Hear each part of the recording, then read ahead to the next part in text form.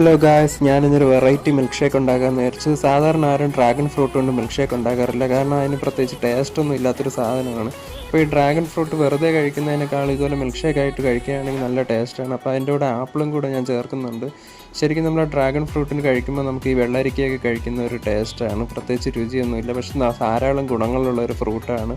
ധാരാളം anti ഓക്സിഡൻസും vitamin സിയും ഒക്കെ ഉള്ള ഒരു ഫ്രൂട്ടാണ്. അപ്പം നമ്മുടെ ഈ മാർക്കറ്റിലൊക്കെ ഇപ്പം വാങ്ങിക്കാൻ കിട്ടും. അല്പം വില കൂടുതലുള്ള സാധനമാണ്, എന്നാലും വല്ലപ്പോഴും ഒക്കെ ഇത് കഴിക്കാൻ എനിക്കിഷ്ടമാണ്. അപ്പോൾ ഞാൻ ഇത്തവണ ഇതിൻ്റെ കൂടെ മിൽക്ക് ഷേക്ക് അടിച്ച് കഴിക്കാമെന്ന് വിചാരിച്ചു. അപ്പോൾ നമ്മൾ ഡ്രാഗൺ ഫ്രൂട്ടും ആപ്പിളും ഇതുപോലെ അരിഞ്ഞെടുത്തിട്ടുണ്ട്. അപ്പോൾ ഇതൊന്ന് മിക്സിയിലിട്ടൊന്ന് അടിച്ചെടുക്കണം. അതൊന്ന് മിക്സിയിലിട്ട് അടിച്ചെടുത്ത് കഴിയുമ്പോൾ തന്നെ നമുക്ക് നല്ല ഇതുപോലെ അരങ്ങി കിട്ടും. അതിലേക്ക് കുറച്ച് പഞ്ചസാര 2 സ്പൂൺ ഞാൻ ചേർത്തിട്ടുണ്ട്.